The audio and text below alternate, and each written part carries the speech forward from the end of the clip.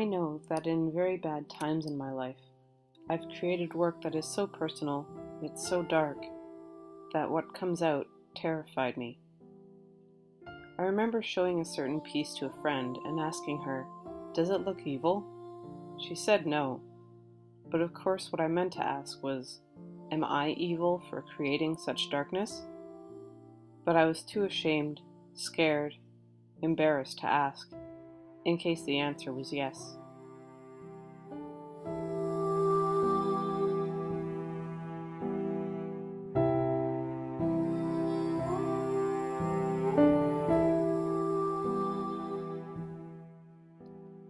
There are tons of artists in the world, and they all create for different reasons. And ideally, as artists, we are always evolving, trying new methods and ways of approach in order to understand ourselves and what we are attempting to express.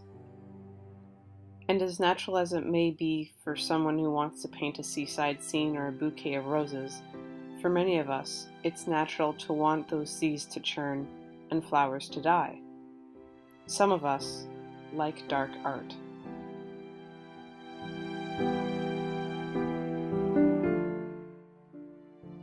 This attraction and mode of exploration has been around for a long time. And I think as long as humans have been alive, they've been fascinated with death. It's mysterious, unknowable, and what could be possibly more interesting than investigating whatever is behind the closed door or the shadowed hallway?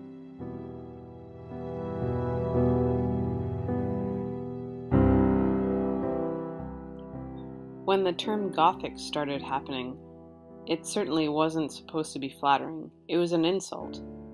And like any art movements in history, it started off as a rejection of what came before, and was ridiculed into its namesake by those who refused to see any beauty in its difference.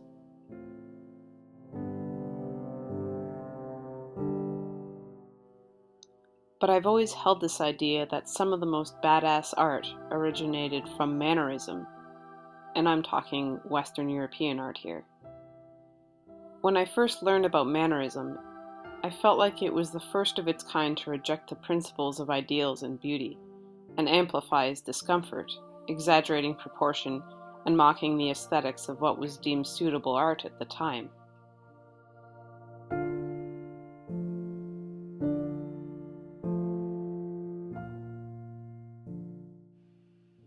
The work always sought to catch a moment and amplify it through color, lighting, and unsettling atmospheres, and was the total opposite of the modern art of its day. It was a bunch of new artists looking at the past going, that old stuff's boring, we're gonna fuck some shit up now.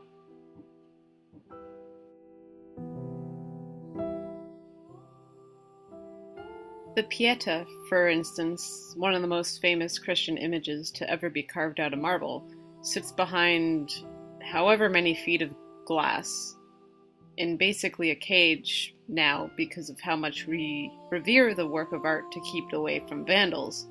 Surely it's a masterpiece.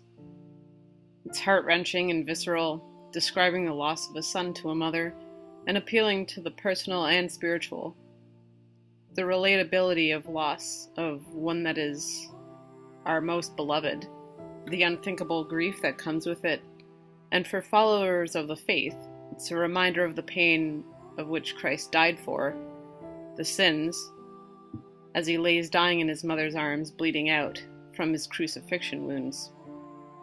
To me, this seems like a pretty piece of dark work, but it's not seen or described as such because of its inherent beauty properties, the technical skill, and how it's a kind of meme that encapsulates the essence of Christianity's origins and the teachings that are revered and sacred.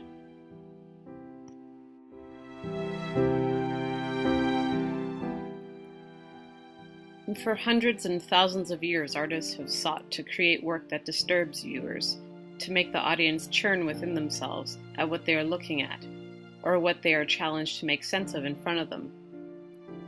As living creatures, we are obsessed with death, because it is our opposite, and it is unknowable. The act of art is the oldest in the book in exploring that which we don't understand.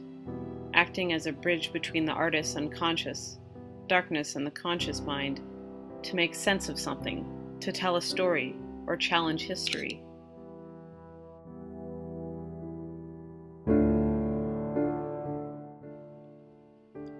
For a long time, I was attracted to making darker work, or rather, it was just the side of the fence I happened to fall onto. Moodiness, high contrast, foreboding atmospheres, and image of isolation all appealed to me. But I also felt bad because of it. I wondered if it were not a deeper reflection of something within me, some monster clawing to get out and be seen. That in my daily life I can't show, such as anger, frustration, the things deemed unlikable by social codes, like some sort of signpost that you are unwell. The fact is, these emotions, the darker ones, are normal. And if there is any good place for them to arise and be explored, it's within art, a place that will never judge you for what you bring to it. And when I look at the work I showed my friend now, with a potency that I thought it had, I just can't see it anymore. The feeling with which it was created has decreased. I don't feel the same about it as when I created it. The passage of time has put it into context to what I was going through at the time, and the paper was there to just catch it, uncensored, in its monstrous, messy state. And it's there that I feel that I can truly leave it.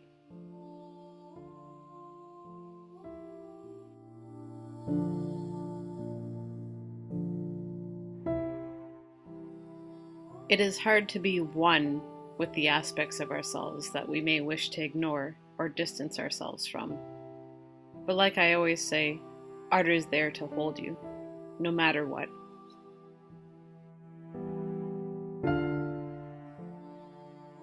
And I think the darkness is there for a reason, so that one day we may be able to work through it, and then be able to appreciate the beauty and the stillness of a finely painted meadow.